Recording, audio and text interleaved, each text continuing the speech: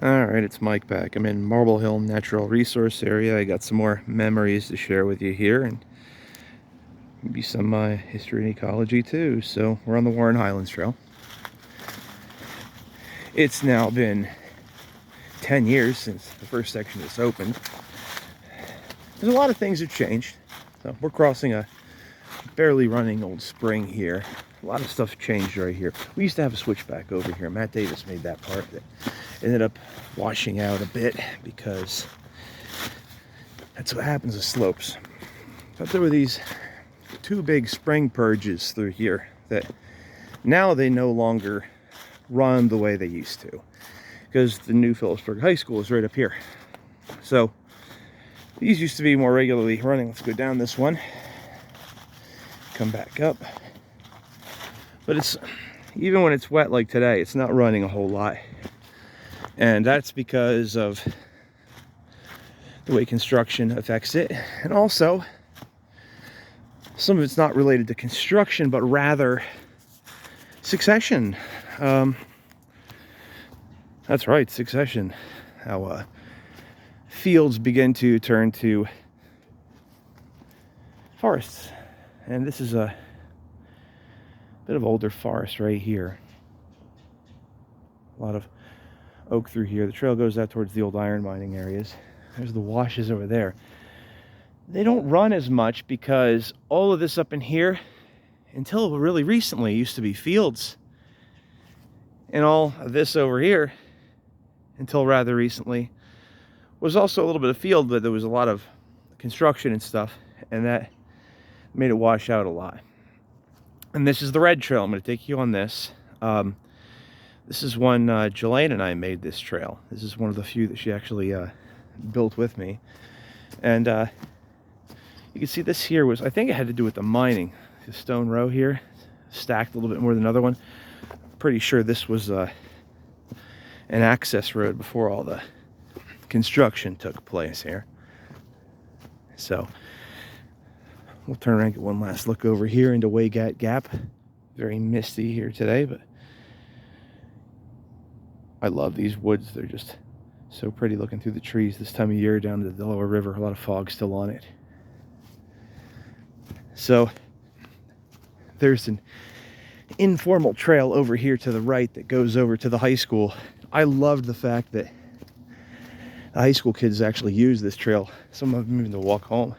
So, because that's what I did when I was in high school, was I walked the old railroad bed home.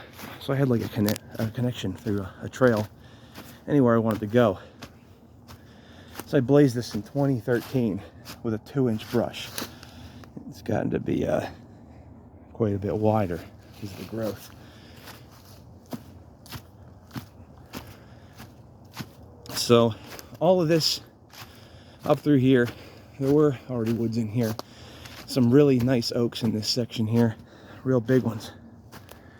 So I always liked that. And the school was stalled for many years. First time I walked through the school property was 2006. And they'd periodically clear it again, but it was a while before they actually got it really well cleared. So this tree came down, but it's still alive and growing, so I like it that this one's left. Up through here, when we were planning this, a lot of this up in here had just very young trees, barely anything growing. And Dave Deck and I from the planning department came up and walked through on this, decided on where we wanted the trail to go. And then about that week, Jelaine and I came up and cut it. So here's another one of those blazes that's cutting way wider than it was when I first marked it.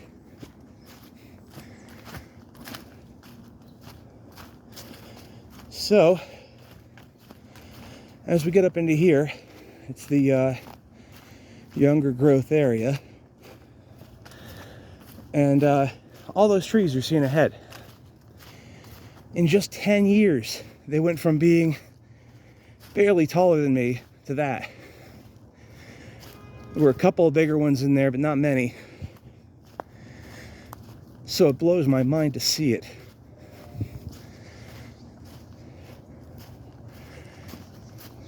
Now here, the municipality mows it for us. I actually went down to the maintenance place, and they had a little bit of a path mowed up this way. I asked them if they could just extend it a little bit more, and then we would have our trail connection maintained. And thankfully, they've been maintaining it ever since.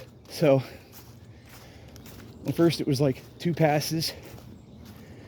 Now it's like a trail highway.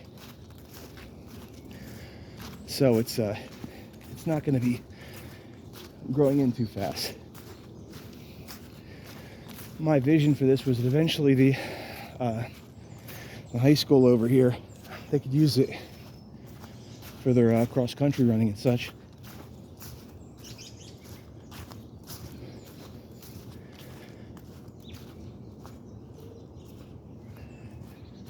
Eventually, what I would like to see here is Lopakong Park, where the pool is. They have an existing paved trail system, mostly around the perimeter of it. If we could extend the red blazes from here at the end of this trail down to Amy Street at the other end, there is maybe about a block away an existing paved path along Belvedere Road, and it leads all the way to where the Warren Highlands Trail comes back down to Belvedere Road. So we formalize it, we get a nice little path marked in the same way through the park, extend that paved path along Belvedere Road a little bit, and you got a great little loop there. So before COVID, I actually spoke to the principal of the high school over here. We had a meeting set up, and then that ended up falling through, and we never got back to it. I met with the mayor of Lopakong Township, who loved the idea. So I'm hoping that these kinds of talks can continue again, and more of these trail connections can be made a reality. And we can engage with more volunteers, because we need them. Government agencies are understaffed beyond whatever we thought the worst would ever have been. So, you know, parks that had 26 full-time employees maintaining them are down to 6, but they also have double the land. It's like a bad joke. So volunteers are more important than they ever were when it comes to trying to keep these places open. Fortunately, we have like I said, the municipality is taking good care of this over here. But right over here, we're looking into Lopakong Park. A little hazy today, so you don't get as good a view as you normally would coming around this bend. But such a great potential here. So right there, that paved path straight ahead. You bang a left there, you're out the other end of the park eventually, and you can almost see where the Warren Highlands Trail comes down from that point. It's not that far. So there's a really excellent connection. Anyway, so that's your red connector trail to Lopakong Park in the Phillipsburg area. And hopefully we'll get some more connections done here. As my son gets bigger, I'm going to be dragging him out here and indoctrinating him into trail maintaining, just like he already has been into the hiking. So that'll be a thing. Anyway, thanks for watching.